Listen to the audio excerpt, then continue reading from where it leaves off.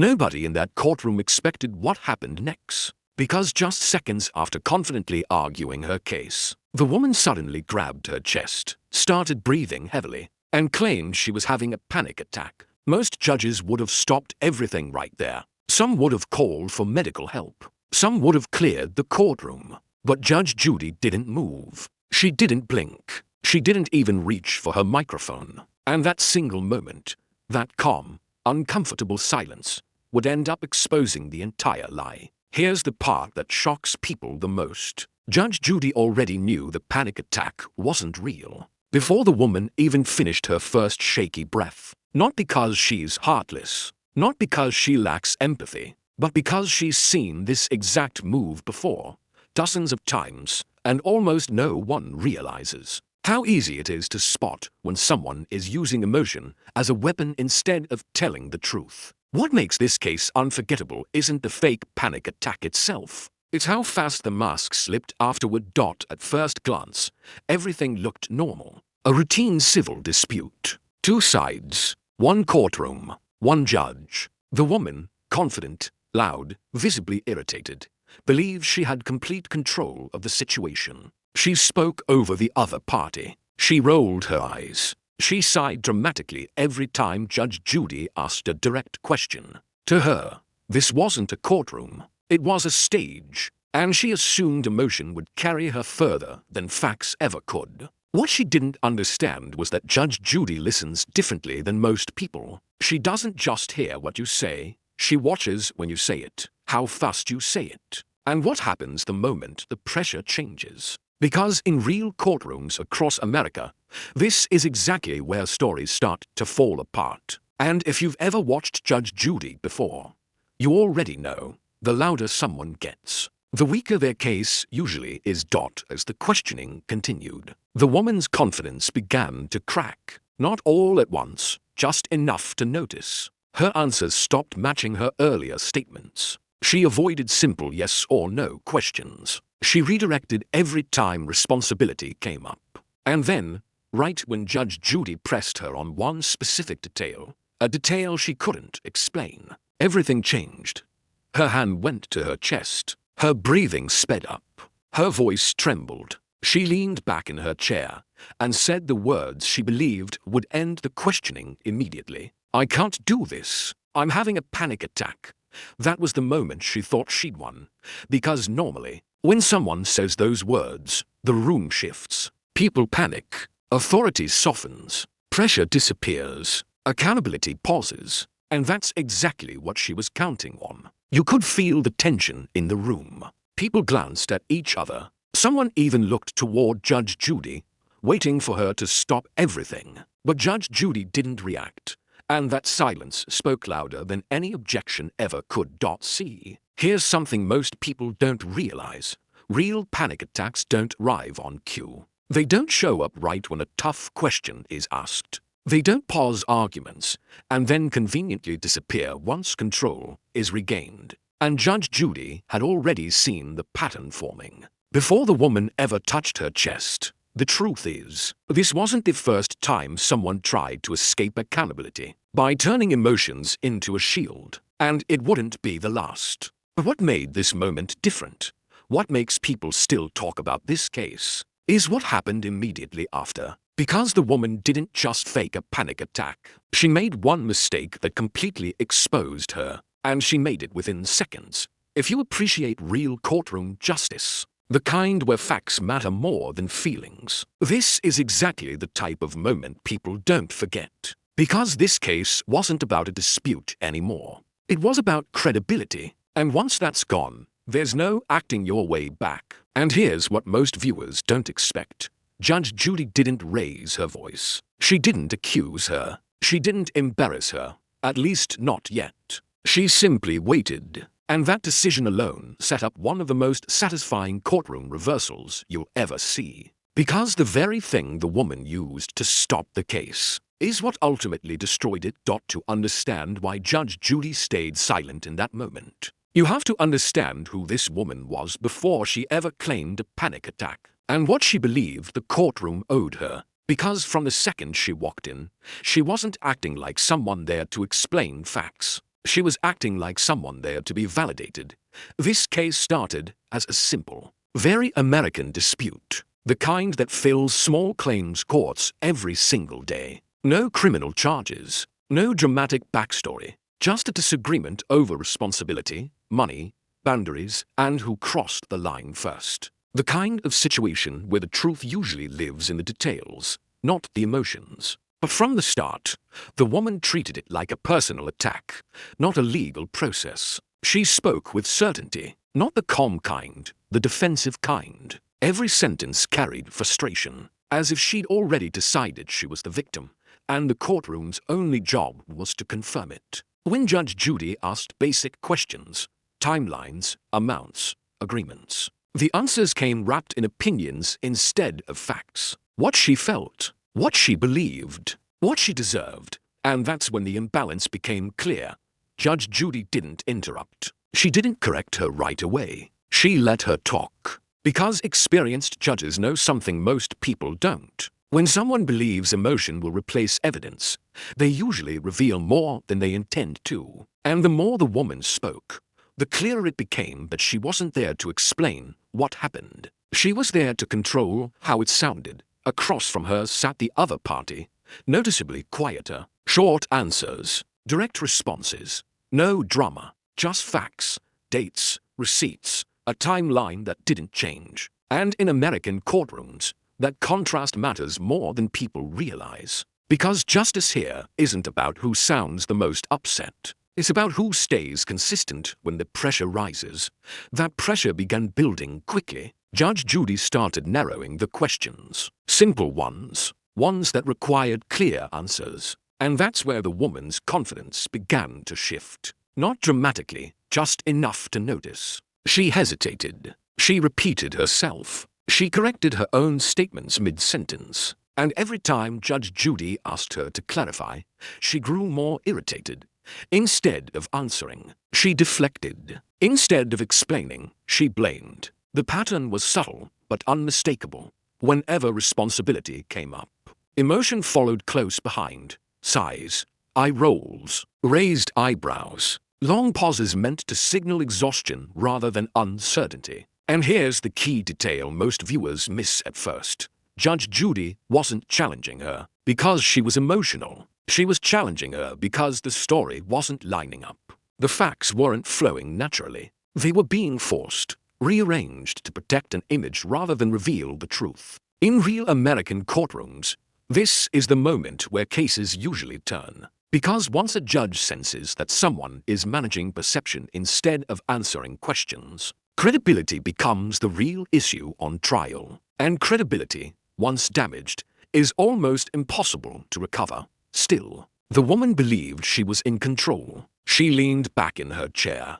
She spoke with authority. She treated Judge Judy's questions like interruptions rather than obligations. And that confidence, that assumption that emotion would outweigh evidence, is exactly what led her to make the worst decision possible. Because when Judge Judy asked one final, very specific question, one that tied together every contradiction, the woman realized she couldn't answer it, not without admitting something. Not without losing control. And that's when she reached for the one move she believed would stop everything. The panic attack wasn't random. It wasn't spontaneous. It was timed perfectly, right at the moment accountability became unavoidable. And in that instant, she assumed the courtroom would shift in her favor. What she didn't realize was that Judge Judy had already seen enough.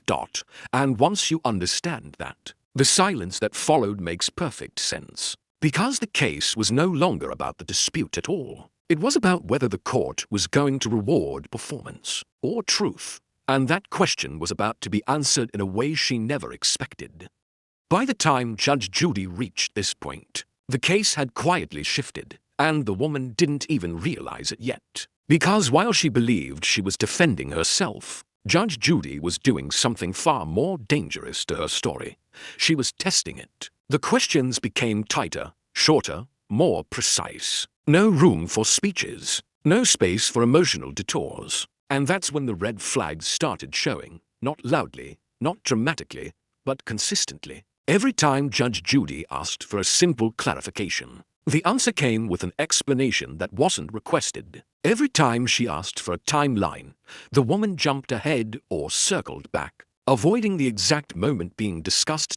In American courtrooms, that behavior stands out immediately. Judges don't need confessions to spot deception. They look for resistance. And resistance doesn't always look like anger. Sometimes it looks like over-cooperation. Too many words. Too many justifications. Too much emotion for questions that only require facts. Judge Judy noticed something else too.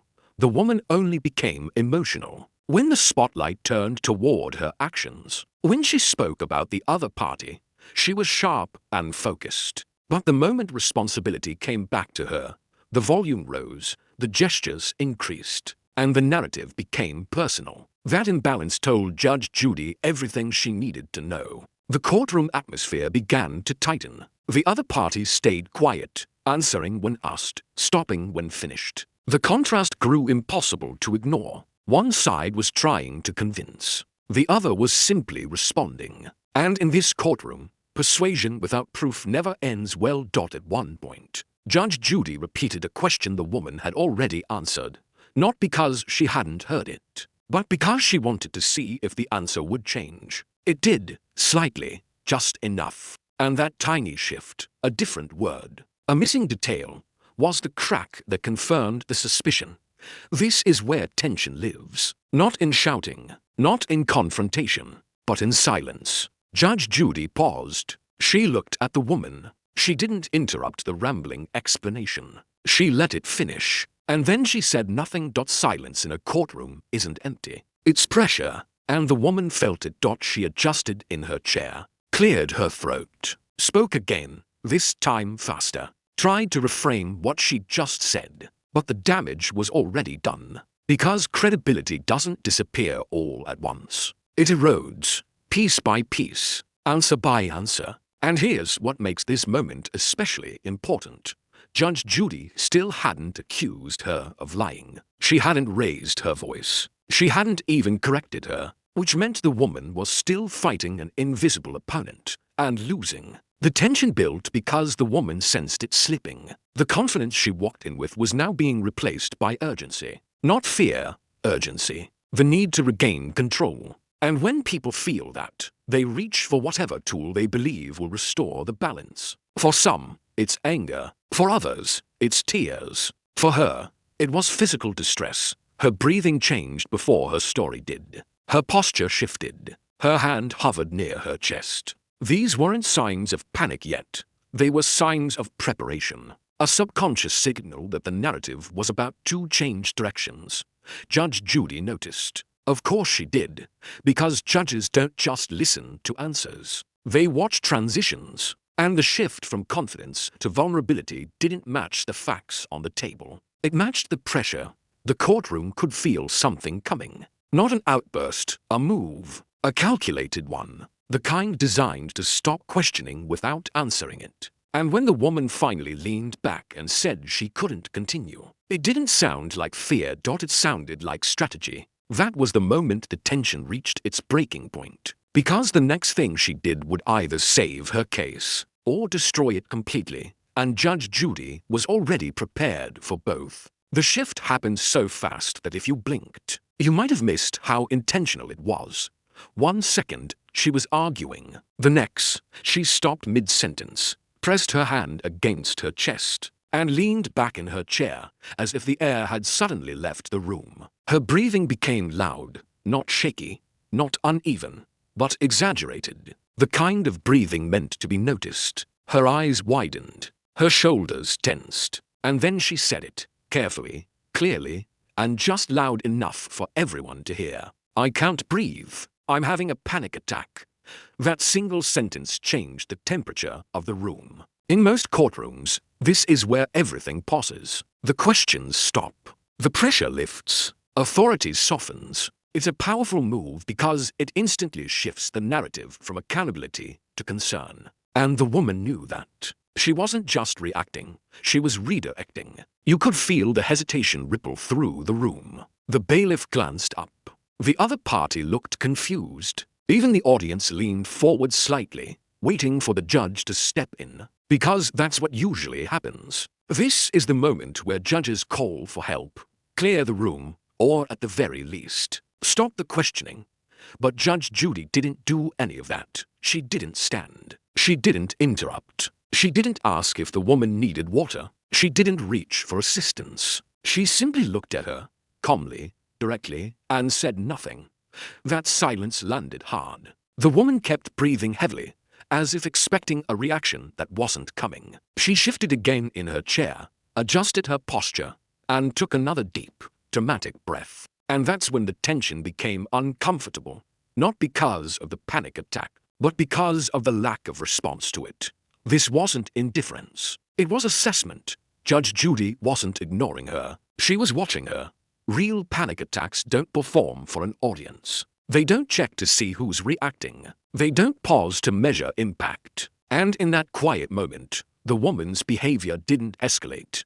It stabilized. Her breathing stayed controlled. Her posture stayed upright. Her awareness stayed sharp, and Judge Judy noticed every second of it. The longer the silence stretched, the more obvious it became that this moment wasn't unfolding the way the woman expected. She glanced around again. Her breathing slowed slightly, not enough to stop the act, just enough to stay comfortable.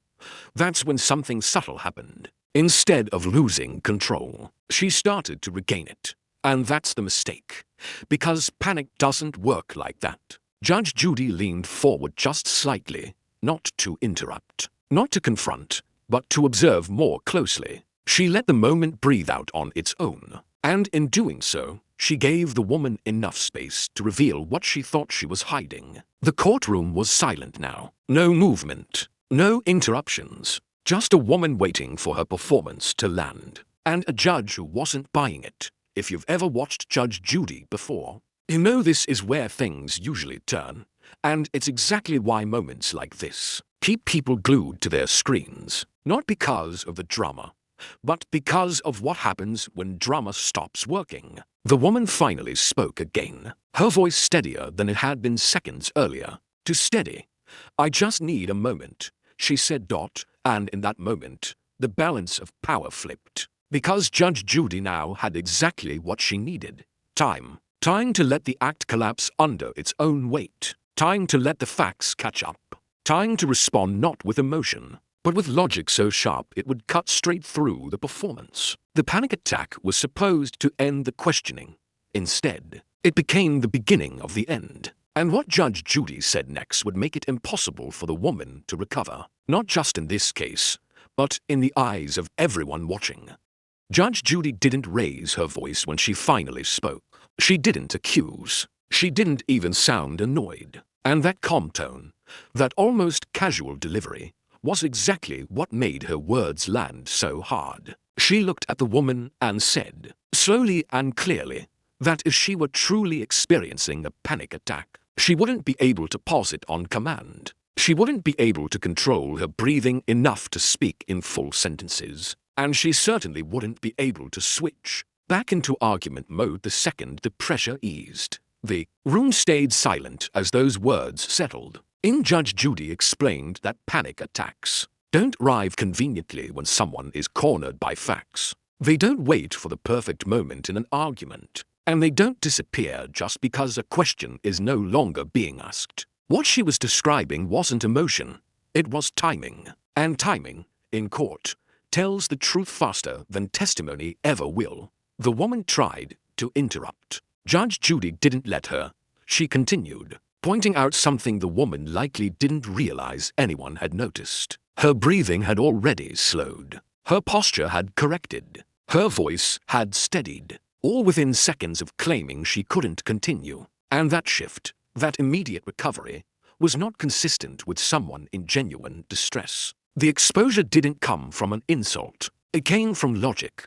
Judge Judy reminded her that this courtroom wasn't a place for performances. It was a place for answers. And if someone needed medical attention, the court would absolutely provide it.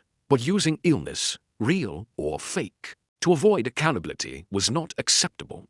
That's when the woman made the fatal mistake. She snapped back, not emotionally, not weakly, but defensively. She argued, She challenged the judge's interpretation. She insisted she was being misunderstood. And in doing so, she did exactly what Judge Judy had predicted. She proved she was never incapacitated in the first place. The transformation was immediate and impossible to ignore. The same woman who claimed she couldn't breathe was now fully engaged, fully alert, and fully prepared to fight.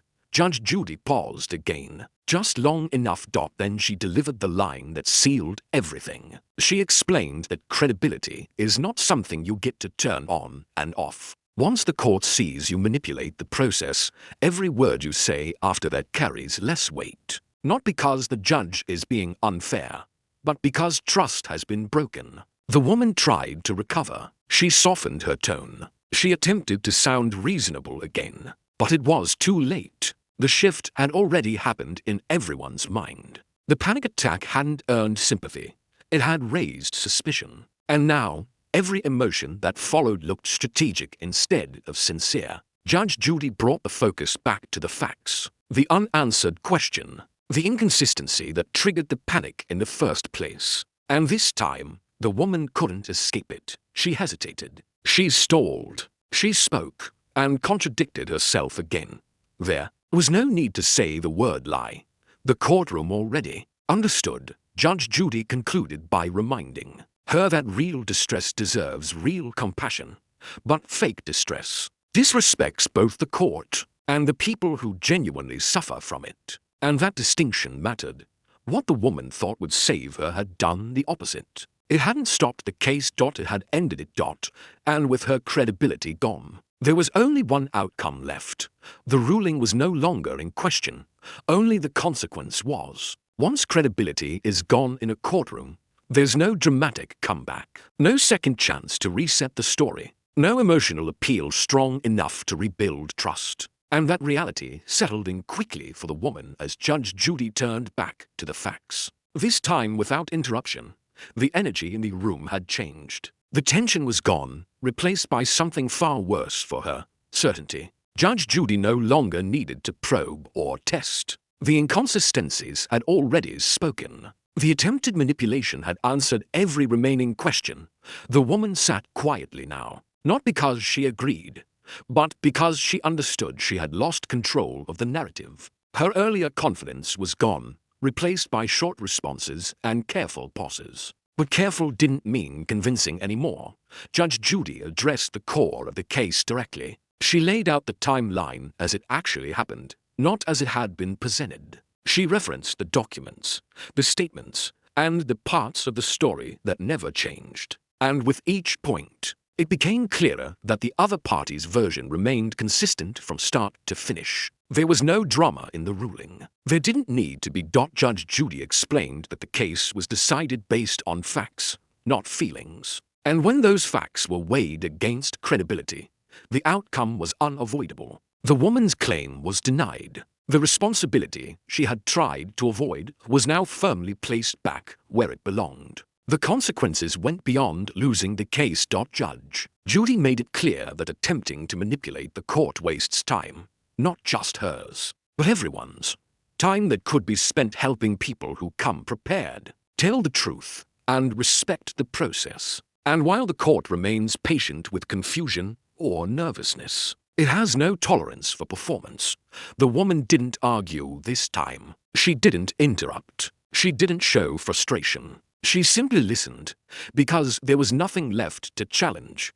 Across the room, the other party remained composed. No celebration, no reaction, just quiet validation. In American courtrooms, that's often what justice looks like. Not applause, but resolution. Judge Judy ended the ruling the same way she conducts every case, firmly, clearly, and without embellishment. She didn't humiliate the woman. She didn't need to. The lesson had already landed. The courtroom moved on. But for the woman, the consequence was lasting. Not just a legal loss, but the realization that theatrics don't replace truth. That authority doesn't bend to emotion, and that when you try to shortcut accountability, the cost is always higher than facing the facts from the start. The case was over.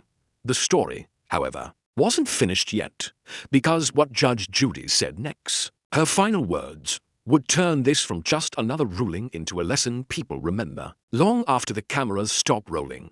With the case fully resolved, the courtroom atmosphere shifted from tension to clarity. The woman's act had failed. Her panic attack had crumbled under observation and logic. Judge Judy had not only ruled fairly, but she had also sent a clear message. Truth matters more than theatrics, and credibility once lost is almost impossible to regain.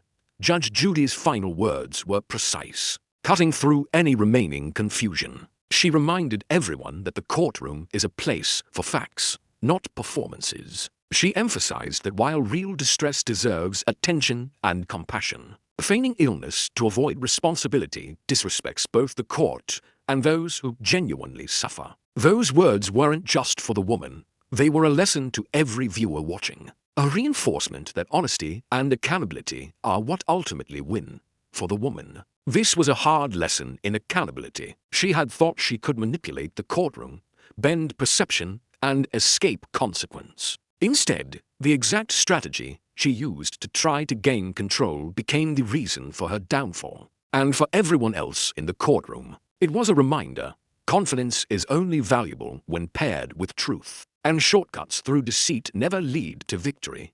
For the audience watching this story unfold, the takeaway is clear and relatable. In a world where so many try to manipulate appearances, Judge Judy's courtroom demonstrates that logic, consistency, and credibility always hold the ultimate power. The drama may grab attention, but truth holds the lasting weight, and that is what resonates with viewers long after the video ends.